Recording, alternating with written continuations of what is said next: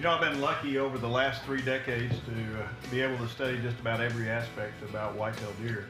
But one topic remains still controversial and I'm asked the most about. And you can hardly pick up an outdoor magazine nowadays without seeing an article about spikes, whether or not they're genetically inferior. But over the last 5 years, Ben Kurth and I have been studying exactly that in South Texas. And it's an exciting study for 2 reasons. One is that we are getting some very good answers to that question, and the other one is the way we're capturing the deer. So let's go to South Texas and let's see a rather unique way to collect data to answer this question.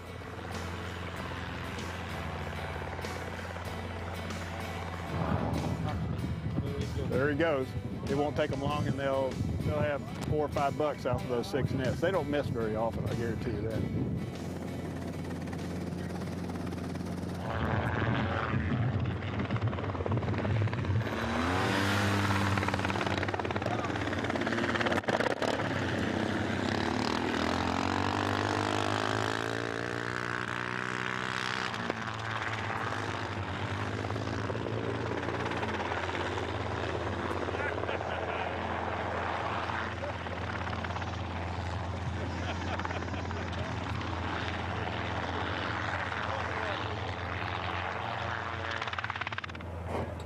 Four and a half.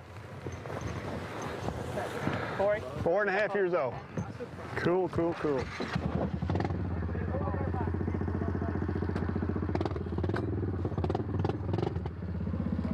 What we're going to do now is take him back to Ben, and we're going to measure him.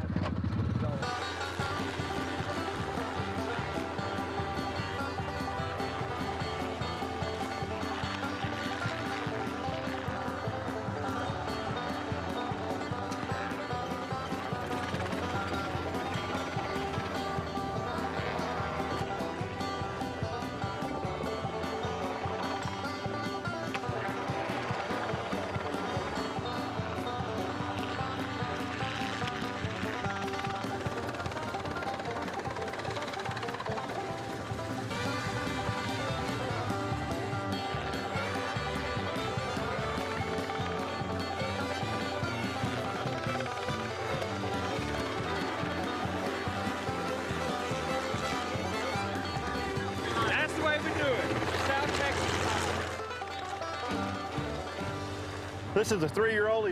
He's a recapture. This is proof positive why you should let young bucks walk. What was this deer last year, Gerald? He was a typical 10. He had a lot of beam in front of his 4s that looked like he should throw on some points. I told Leah, let's leave him instead of shooting. Man, that was a great decision. Yeah, he did a lot. He's a fighter, mean deer. Oh yeah, look at this. He's broken off. He wants to fight us. This year. Yeah. We got him on video fighting a dead deer. Just tore it up. How much is he? 17.4.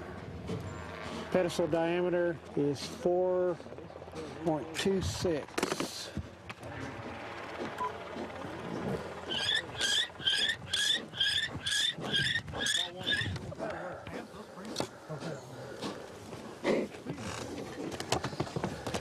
She did.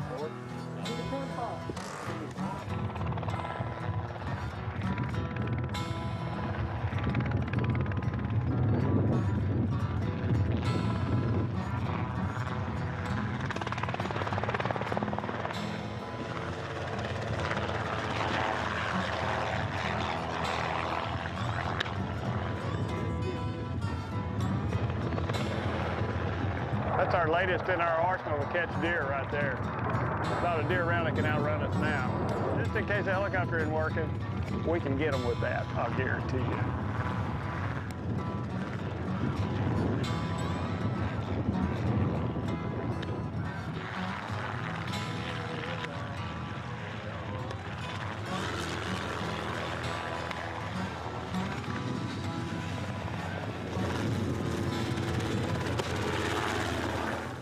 All right.